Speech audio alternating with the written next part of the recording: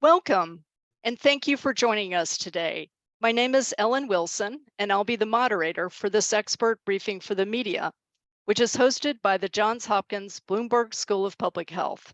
Today's experts will discuss the challenges that misinformation and disinformation around COVID-19 continue to present. They'll also look specifically at the evidence of the safety and efficacy of COVID-19 vaccines and offer strategies and resources for debunking broader COVID myths and information distortions. First, I'd like to briefly introduce our speakers. Dr. Daniel Salmon is the director of the Johns Hopkins Institute for Vaccine Safety and a professor in the Department of International Health at the Johns Hopkins Bloomberg School of Public Health. Dr. Tara Kirk Sell is a senior scholar at the Johns Hopkins Center for Health Security and an associate professor in the Department of Environmental Health and Engineering at the school. Prior to her work in academia, she was a professional athlete and won a silver medal in the 2004 Olympics. We will have time for questions following our speakers' remarks, and the procedure will be as follows. We'll take some questions that have been submitted in advance of the briefing and some from the Zoom chat. If you have a question during the briefing, please enter it in the Zoom chat addressed to all panelists. Please enter your name, media outlet, and question. We hope to cover as many as possible. Please note that participants are welcome to use images, video, or quotes directly from the briefing and that the content is for immediate release. Participants will be muted during this briefing and it will be recorded. Dr. Salmon, please go ahead. Well, thank you for the introduction, and thank you everyone for joining us today. Let me just say first, vaccines are one of our most effective medical and public health interventions. You know, we saw the story of the school, and I can't help but be reminded of our former dean, D.A. Henderson, that led the WHO smallpox eradication program. It's one of the worst diseases known to man, found, back in the mummies of Egypt suffered from it, and it scourged the world for centuries, and it's gone. It doesn't exist anymore in the environment. People no longer suffer from smallpox, and we no longer have to vaccinate for smallpox. Polio, measles have been eliminated in the United States, and most vaccine preventable diseases have been reduced by 95% or more. So the impact of vaccines is really hard to overstate.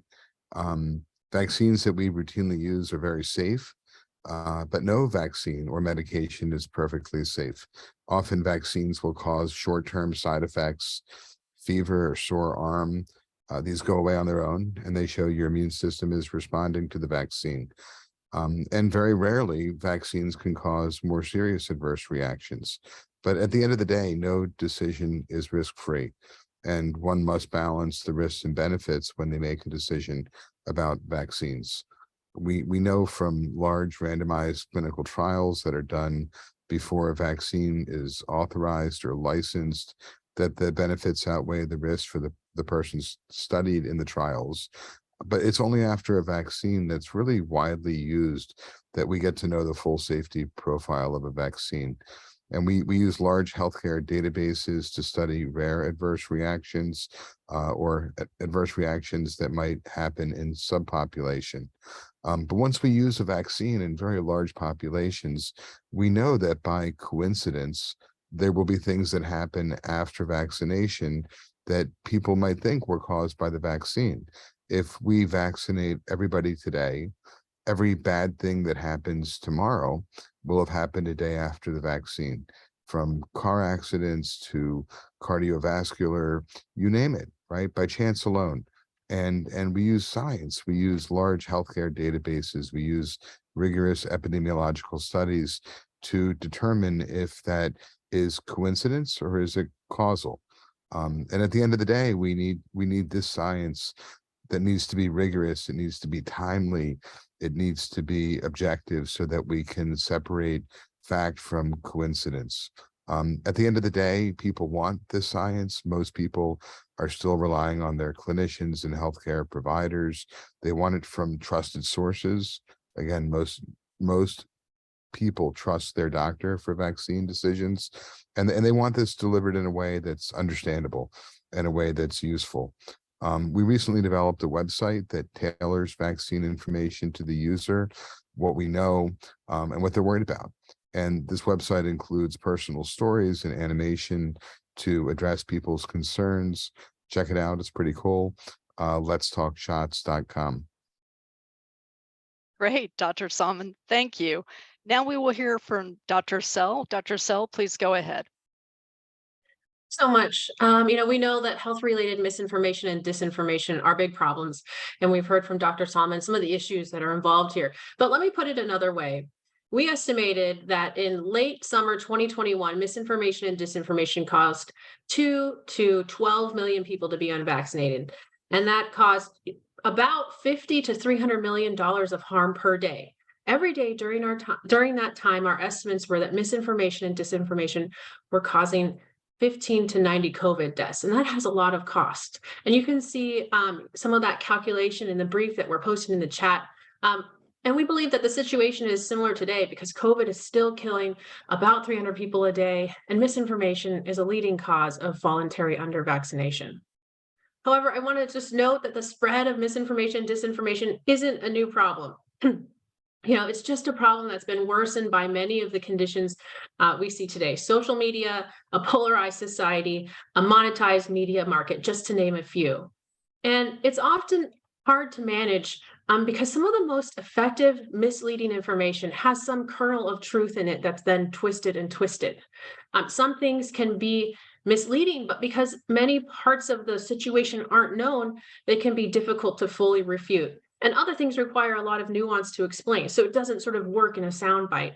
And especially with a novel virus, there's an absence of evidence and there are a lot of uncertainty, expectations about what constitutes evidence. That can all get mixed up, and it can be very difficult then to sort of deal with these issues of mis and disinformation. Just a few things that I think about when I see misinformation on social media. It can be really hard, or in other places in our environment, it can be hard to know what to do. You have limited time. You don't want to attract the harassment that sometimes engaging really starts up.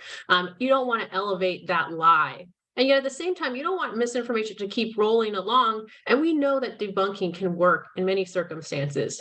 So there isn't really a blanket statement on what to do. But my rule of thumb is really to only engage when it's already big enough to have its own legs. And if you do end up engaging, do so carefully and respectfully. Even if you aren't going to convince the originator of the disinformation or misinformation, other people are also watching. And so that respect, which is one of the core tenets of risk communication, is really important. And I also want to talk about a minute about that respect piece. In doing our research on trust and dealing with health-related misinformation, our group has heard a lot about the importance of community engagement and bringing in perspectives from the community. And that's an important piece of respect. Our research has also highlighted the importance of secondary messengers who end up talking to their, this might be women who end up talking to their hesitant husbands about vaccination, or trusted community members who share important health messages. And these are people who aren't public health, but can help share those public health messages. And so that's an important piece of the messaging here when we're dealing with people who are hesitant because of mis and disinformation. And so I think that there are a lot of opportunities to bring in additional perspectives from outside the public health echo chamber in order to increase our understanding and connection with people who may be particularly susceptible to mis and disinformation. Another thing that public health should focus on is that anticipatory approach to health-related mis and disinformation. No one should be surprised anymore when we see misinformation during a health emergency. That we need to know that that is going to happen and be prepared for it. And in fact, actually, a lot of mis and disinformation is copy and paste. It's very similar. Our research has shown some distinct patterns in health-related disinformation and misinformation. Often, it's very much linked to the strongly held beliefs in different populations. So I think it's really important to be ready for it with better policies, practices, and approaches. And that starts, I think, with funding public health communications, continues through investing in new innovation, research, and techniques to combat this ever-growing problem. Thank you so much, Dr. Sell. Now we will take questions. And again, a reminder, if you have a question, enter it in the Zoom chat with your name, media outlet, question, and to whom you'd like to address your question. For Dr. Salmon, our first question is from Jeremy Olson at the Star Tribune. COVID-19 vaccine skeptics have bombarded me with websites listing young people and athletes who have suffered cardiac arrests. They associate these deaths with vaccine side effects, even though many had nothing to do with the vaccine.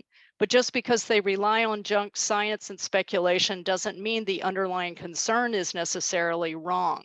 Can you sort fact from fiction regarding sudden cardiac arrests, deaths, and whether COVID-19 vaccines have increased the risk or incidence? Dr. Salmon, please go ahead. Yeah, that's a great question. And it really, I think, fits well in our conversation today. So like many things you hear that aren't entirely true, there's a piece of truth there.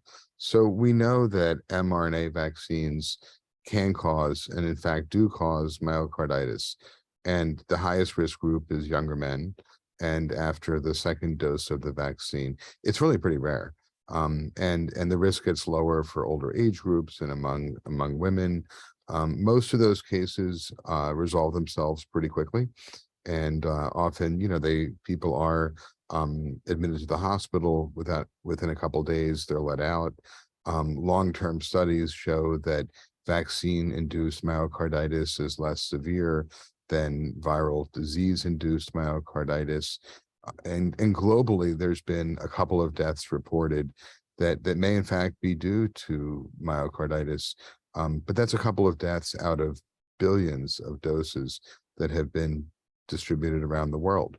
So the myocarditis piece, there's fact there. The vaccine can really cause myocarditis. At the end of the day, you have to compare the risk versus the benefits. And we know that COVID can cause all sorts of cardiovascular problems. And at the end of the day, even for young men, such as my own children, the benefits outweigh the risks. So the vaccine is the right choice. In terms of, other cardiac sudden death, the evidence does not show that. But as I mentioned earlier, we know that, bad things do happen to people every day. And if you vaccinate a lot of people by chance alone, there will be things that look like they might be associated. And then you get into the potential of disinformation. And it sounds like some of the websites you've been sent to may in fact just be scare tactics. Great, thank you so much. Next question for both of you from Jim Morelli at Boston 25 News. My question is, are public health officials planning for the possibility that COVID could mutate from the Omicron lineage into a more pathological variant down the line? And if so, what kinds of challenges would that present in terms of dis and misinformation, given the seemingly prevalent thought that the pandemic is over? Let's go ahead with you, Dr. Sell, first. I think that public health officials are trying to prepare for the next pandemic, whatever it is. And that when we think about what's going to happen with misinformation and disinformation, we can expect many similar themes that we have seen today. But I think we're also kind of dealing with something of a hole in trust, and that we need to public health is also trying to work to regain trust that may have been lost through mis and disinformation during this current pandemic, and trying to think about how we can build trust to help people respond and take the right measures if they are faced with a new disease. Dr. Salmon, did you want to add to that? No, I agree with all that. We probably will see changes in what COVID is circulating, and it's being measured, it's being watched, and we need to see, will existing immunity, either natural immunity from the disease or from the vaccine, provide protection, and perhaps need different strains of the virus in the vaccine. So it's being watched carefully. And as Dr. Sell points out, it raises the unfortunate prospect of more misinformation and disinformation. Great, thank you. Next question for both of you from Kathleen Dehaney, who's a freelancer. With many COVID trackers closing up shop, so to speak, no longer tracking COVID in real time, does it send the message that everyone is throwing in the towel on COVID and it's no longer a public health concern nor a private one? Let's take that one first, Dr. Sell, if you could go ahead. I think that there are many places that are changing their tracking processes. And I think that, goes with the moment in the pandemic that we're in and trying to pay attention to, a variety of different things that are going on. I don't necessarily think that it's wrong. I think that people are doing the best they can. And I think that we need to sort of move our messages, to be responsive to where we are in the pandemic. And so I think that's fine. Great. Dr. Salmon, anything to add to that? Nothing to add. Okay, second question. With the lack of attention on COVID, will misinformation flourish even more or die out? Will mistrust of experts rise? For you, Dr. Salmon first. Well, I think one of the biggest problems we've seen in the pandemic is that, and it's, I guess, with lots of politics in this country today, is that everything has become so polarized. And we saw repeatedly that it was politics driving science, driving public health. That was how the response to this pandemic was perceived. So I think it's very difficult times to be in. And we see, I watch different news channels and hear incredibly different narratives. And the end result is we've seen a real reduction in trust in public health and trust in public health authorities. It's going to linger, and it's a lot for us to overcome. But it's incredibly important for everything we do in public health and medicine that we build trusting relationships with communities and rebuild that trust. One thing that I wanted to mention, this question makes me think about, is that in some of our research, when we really started doing work in this area, we thought the misinformation and disinformation would all be about that health issue or that topic, right? But in reality, we found that a lot of times the topic is the vehicle for some sort of goal, social, political, financial goal. And so by latching on to something that's the hot topic at the time, health issues and COVID, and we've seen here, it serves as a vehicle to push some other agenda. And so I think, as attention to COVID fades away, maybe we'll see misinformation thrive in some other place. But, when health issues become more central, I think we could see that, again, be a vehicle for some of these other goals. Great. Here's a question from Meg Wingerter at the Denver Post. And for both of you, let's start with you, Dr. Salmon. Here's the question. Has anything changed in your approach to combating misinformation based on the experience of the last few years? Well, I think a lot has changed. I mean, the issues have changed. The approaches have to adapt as well. We've really gotten more and more into the power of personal stories. And in a lot of our communications that we do with the public, we're wrapping those personal narratives into them. And I think the power of storytelling, while is nothing new broadly or to public health, I think coming out of the experience of the pandemic, we really see how those stories can really be impactful to what people think and do. Great. Dr. Sell, anything to add? Well, I think Dr. Salmon made a great point there with the importance of sort of that personal story, the emotion of what's happened to you personally, and how those stories really sort of resonate with people. But I think also I'll mention that, science in the misinformation and disinformation space has moved forward quite a bit in the past few years. I think that it was something that was sort of just, people were just starting to pay attention to it. And not that no one was paying attention, but it was sort of not as big of a piece of the science community's mindset, a number of years ago when my team started working on it. And I think the science has moved forward, and we're still looking to try to figure out the best solutions. It's certainly a big problem, and we haven't found all the answers. But I think, the emphasis that we've continually found that debunking is working. I used to say, don't repeat the lie, and I still want people to be careful about not repeating the lie, but sometimes you have to, in your effort to debunk it, you do have to mention why people are concerned. And so I think that sort of those kinds of shifts have occurred over the past few years. Great, Yeah. thank you. If I could build off that a little Sure. bit, the approach that we have learned works and that we take in how we train clinicians and how we speak to the public is, we start by finding the value underlying the person's concern. We don't restate the concern. So if someone comes to me and they say, well, I'm worried about the ingredients in a vaccine, I wouldn't say, well, I understand why you're worried about the ingredients in a vaccine, because even if I go on to explain it, I've still reinforced that myth. But I would say, I understand why you want to make sure everything that goes in your body is safe. And that's really what they're saying. That's the common value, which of course I and everybody else agrees with. So I think that that initial connection where you're hearing the person, you're listening to them, you're not getting hung up on, oh my God, not another person that's worried about vaccine ingredients, but rather realizing this is someone who's trying to stay healthy and connect on that value. And then they'll be more open to the information and the science behind it.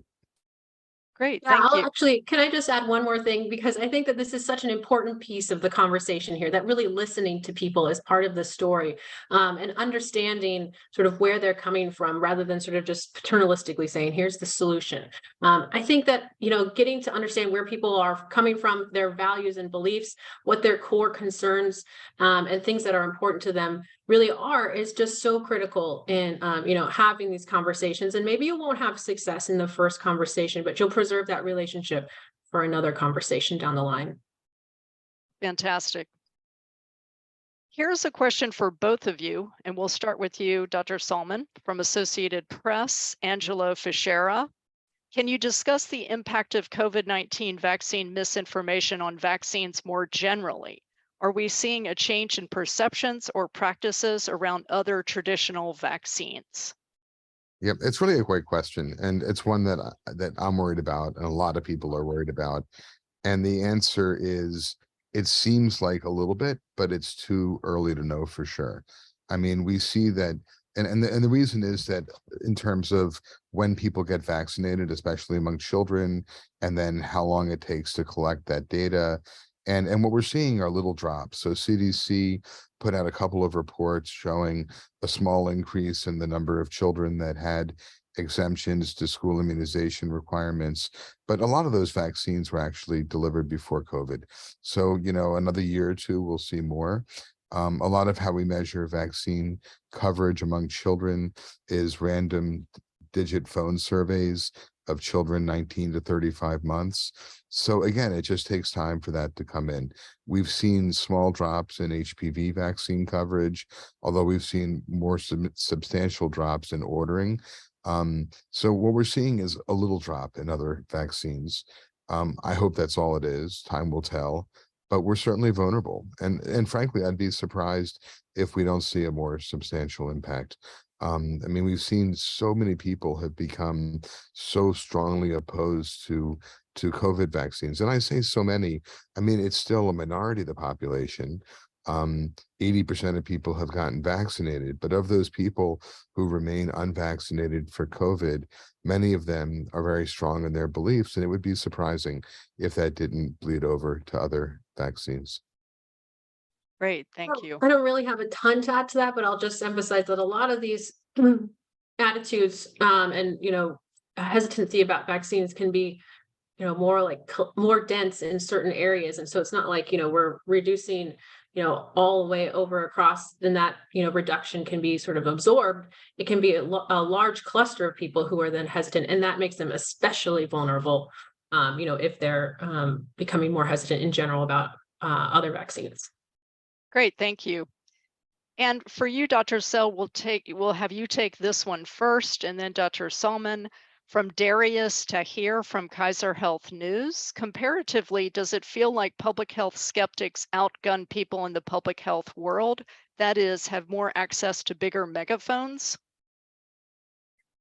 I do think that anti-public health folks do seem to have a bigger megaphone, or at least they have the opportunity to use many different megaphones, and that you can have infinite numbers of different lies and creative ways that you can sort of attack people. But if you're focusing on the truth and science, and you want to be serious about what you're talking about, I think that it makes it more difficult.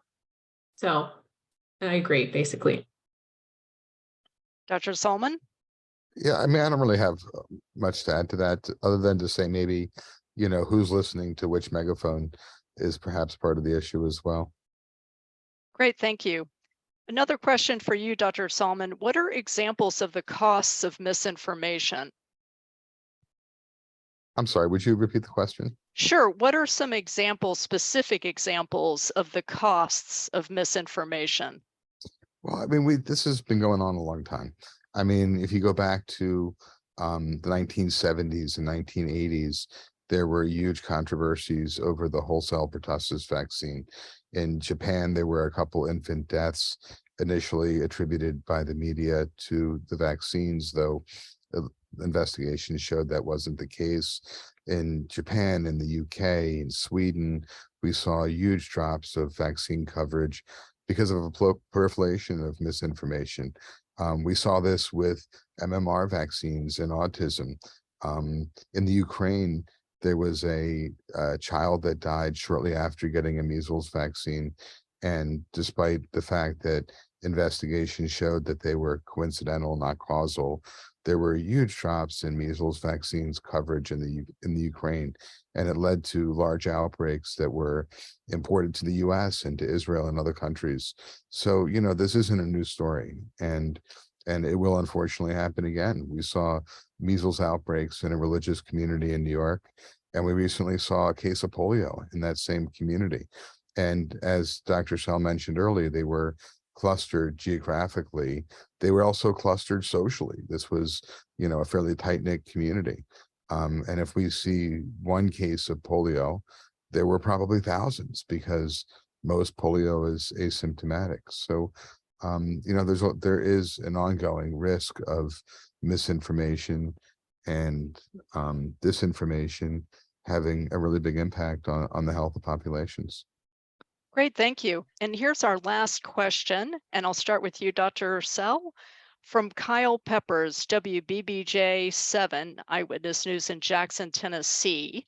A common myth seems to be that COVID vaccines don't work because some who received it caught COVID shortly afterwards. What should people understand about this and how the vaccine can prevent COVID infections from becoming serious?